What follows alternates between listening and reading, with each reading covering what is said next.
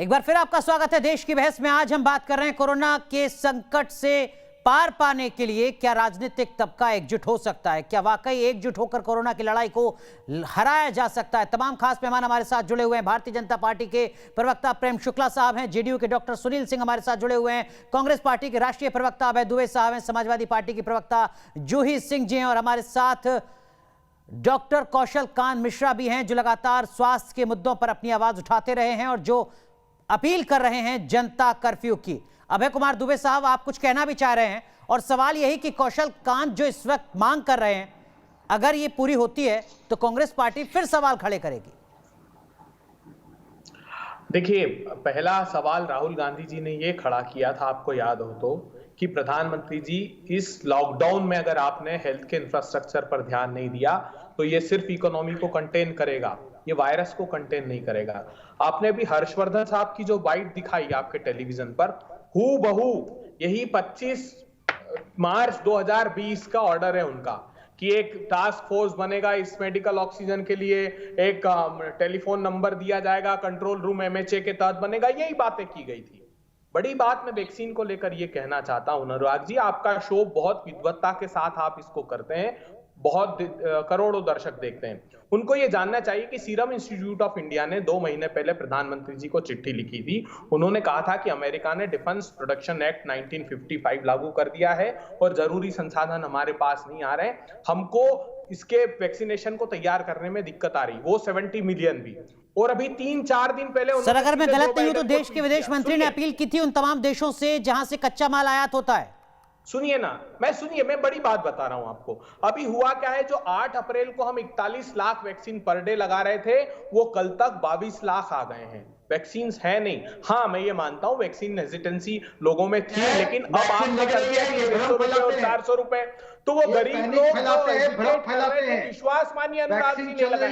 और 78% पॉपुलेशन है वो जो 45 साल से नीचे की आयु वर्ग वाले 78% है। प्रधानमंत्री जी उनको किसके हवाले छोड़ दिया आपने? आपसे अपेक्षा बहुत वैक्सीन लग रही है, मगर आपने। डॉक्टर सुनील सिंह साहब, आपको नहीं लगता कि जितने दावे के साथ आप अपनी बातों को कह रहे हैं, दरअसल में वो दावे खोखले हैं सर। पटना के जो तमाम बड़े अस्पताल हैं, वहां का मेडिकल स्टाफ तक कोरोना पॉजिटिव हो चुका है बड़ी संख्या में। एम्स पटना अकेला नहीं है ऐसा। डॉक्टर सुनील सिंह, एकदम अनुराग जी, हम चिकित्सक लोग कोरोना संक्रमित हो रहे हैं, मगर सीमित संसाधनों में भी हम चिकित्सक, पाराकर्मी, नर्सेज ओवर टाइम खट के यहाँ के अस्पतालों में ड्यूटी दे रहे हैं और उन चिकित्सकों के प्रति हम लोग धरती के भगवान कहे जाते हैं, अपनी दायित्व से वाकिफ हैं। और यहाँ ज्ञानी प्रवक्ता लोग गिद्ध राजनीति का परिचय देकर के एक भ्रम फैला रहे हैं वैक्सीन के रूप में। मैं जा रहा हूँ, ठीक है, आप भ्रम मत फैलाइए। डॉक्टर सुनील सिंह, क्या भरोसा दे सकते हैं बिहार के लोगों को कि उनको जरूरी दवाइयां मिलेंगी, उनको अस्पताल में बिस्तर मिलेगा, उनको ऑक्सीजन मिलेगी? क्या बिहार सरकार ये भरोसा दे रही है बिहार के लोगों को? मैं बता रहा हूँ, पूरी तरह से किल्लत है, लेकिन हम पूरी तरह चिकित्सक, पाराकर्मी, सरकार, सिविल चिकित्सक करेंगे, सरकार क्या कर रही है? सवाल ये है। सरकार जो कर रही बता रहे, सरकार ने बेड की एबिलिटी बढ़ाई है। ऑक्सीजन का आप देखे होंगे, रिक्वायरमेंट सेंट्रल से आया है, अगर बगल रोज 3 टैंकर आ रहे हैं। रेमडेसिविर दवाइयों का भी कोटा बढ़ा है, लेकिन वो जीवन रक्षक दवाई में नहीं आता है। और दुबे जी से मैं फिर हाथ जोड़े गुजारिश करूंगा। डॉक्टर सुनील सिंह, जितने भरोसे के साथ आप बातें यहाँ टीवी स्टूडियो में कर रहे हैं सर, क्या आप बिहार के लोगों से नजर मिला के कह सकते हैं क्या वाकई हालात इतने सामान्य हैं जितने आप दिखाने की कोशिश कर रहे हैं? हालात सामान्य नहीं है, हालात सामान्य नहीं है, मगर हम पूरी तरह प्रयासरत हैं और हालात को काबू पे नियरली कर रहे हैं। ठीक है, जूही सिंह जी, जो बात डॉक्टर कौशल कांत कह रहे थे, अभय दुबे वैक्सीनेशन की धीमी रफ्तार पर सवाल खड़ा करते हैं। आपकी पार्टी के नेता कहते हैं कि हम तो वैक्सीन लगवाएंगे ही नहीं। ये विरोधाभास भी क्यों है विपक्ष में? सरकार सुने तो किसकी सुने? अनुराग जी, ये बताइए कि उस स्टेटमेंट को अगर डिस्कस कर रहे हैं तो 1 घंटा हम लोग कर सकते हैं। नहीं, हम कोरोना को कैसे काबू करें इस पर ही चर्चा कर रहे हैं, लेकिन अगर वैक्सीनेशन नहीं करवाया जाएगा, ये बड़ी पार्टी के नेता कहते हैं, तो कैसे काबू होगा कोरोना? 4 दिन बचा ले, अभी ऑक्सीजन खत्म हो गई है, दवाएं उपलब्ध नहीं है, बेड उपलब्ध नहीं है। कहा जा रहा है कि 4000 बेड लखनऊ में और उपलब्ध होंगे, अभी तक बने नहीं है। जिन अस्पतालों का अधिग्रहण करने के लिए कहा गया था, कैंसर हॉस्पिटल, हमने भी रिक्वेस्ट किया था। केजीएमयू जो हमारा सबसे बड़ा हॉस्पिटल है, वो शासनादेश जारी हो गए हैं 10 दिन पहले, अभी तक ऐसा नहीं हुआ है। लोग रो रहे हैं, कमांड सेंटर के सामने खड़े हैं। कल एक शासनादेश वापस हुआ, वो आप लोग जैसे लोगों के प्रेशर ये सब बातें वही हैं जूही सिंह जी जो आप शुरुआत में भी कह चुकी हैं। मैं इन सारी बातों से इत्तेफाक रखता हूं, लेकिन सवाल मेरा वैक्सीनेशन को लेकर सपा के नेताओं के बयान से जुड़ा है। क्या उससे अविश्वास का माहौल नहीं पैदा होता? आपकी बात का जवाब दे रही हूँ, मैं आपकी बात का जवाब दे रही हूँ। उत्तर प्रदेश सरकार एक रोल आउट प्लान हमें बता दे। कह तो रही है कि वो 1 मई से राज्य सरकार वैक्सीनेशन कराएगी, किसको कराएगी, कितनी कैपेसिटी है, कितना उपलब्ध है। अखिलेश यादव की उम्र 45 साल से ज्यादा है, क्या उन्होंने वैक्सीनेशन करवा लिया है? क्या वो वैक्सीनेशन करवाएंगे? 9% सब लोगों ने केवल वैक्सीनेशन कराया है पूरे भारतवर्ष में। प्रधानमंत्री उत्तर प्रदेश को कह चुके हैं अखिलेश यादव ने वैक्सीनेशन करवा लिया है क्या? सर, अखिलेश यादव ने मना किया है क्या कि ऑक्सीजन मत दीजिए? अखिलेश यादव ने मना किया है क्या कि बेड मत बढ़ाइए? अखिलेश यादव ने कहा है कि जो हमारा पैसा अकाउंट है वहां पर आप रिश्वत लीजिए। बनारस के घाट पर चढ़ाने के लिए 22,000 रुपए लीजिए।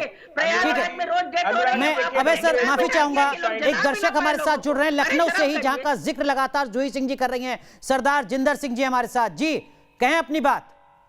चल रही है, जैसा कि मैं सुन रहा हूं, कोरोना के लिए त्राह मची हुई है, सिर्फ भाषणबाजी हो रही है। अस्पताल में बेड नहीं है, जहां देखो वहां लाश जलाने की जगह नहीं है। लोग इतना परेशान हैं कि दवा जो है 3,500 वाली वो 25,000 रुपए में भी नहीं मिल रही है, और कहा जा रहा है कि 25,000 बेच दिया गया है। अरे वो दवा कहाँ जा रही है? देश के हालात, प्रदेश के हालात इतने खराब हैं कि ये कैसे ठीक हो। अब देखिए, बड़े आदमी हैं वो 25,000 की ले रहे हैं, एक आम गरीब आदमी वो कहां से 25,000 लाएगा? 3,000 और 3,500 की दवा ये मिल नहीं पा रही है, और कोरोना में सही बात है, मची है, ऐसे कैसे होगा?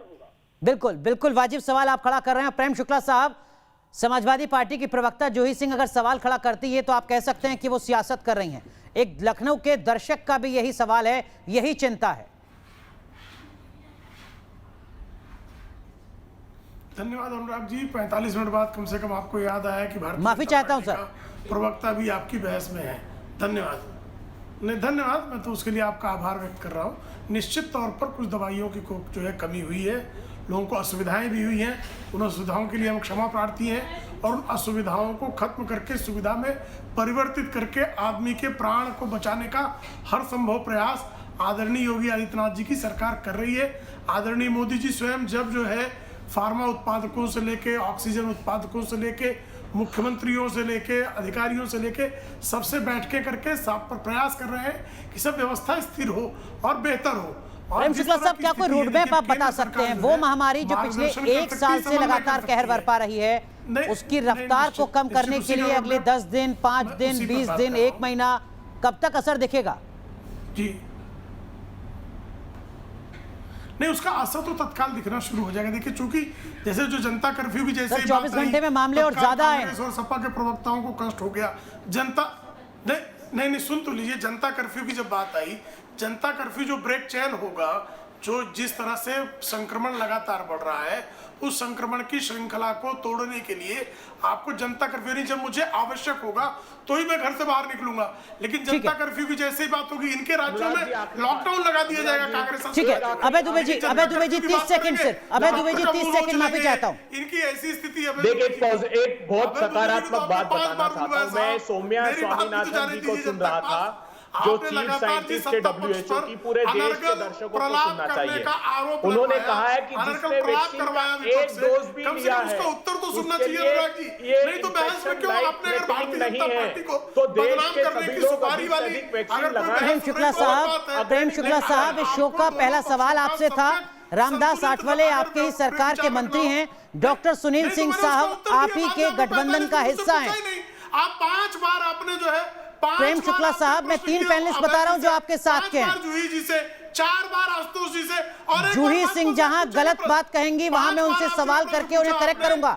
चलिए आप कहिए अपनी बात, आप अपनी बात पूरी करिए, आप अपनी बात पूरी करिए। प्रेम शुक्ला साहब, 5 बार आप प्रश्न पूछ चुके जूही सिंह जी से, 4 बार आपने आशुतोष जी से पूछा, ये मेरा दूसरी बारी है और तीसरे सेकंड में सर कहिए, अपनी बात पूरी करिए। तो ये कैसे जवाब दिया जाएगा मुझे बताइए ना। प्रेम शुक्ला साहब करिए अपनी बात। वही वैक्सीनेशन की बात आई, 3 भी मुद्दे हैं, दवा की बात है, वैक्सीनेशन की बात है और समन्वय की बात है।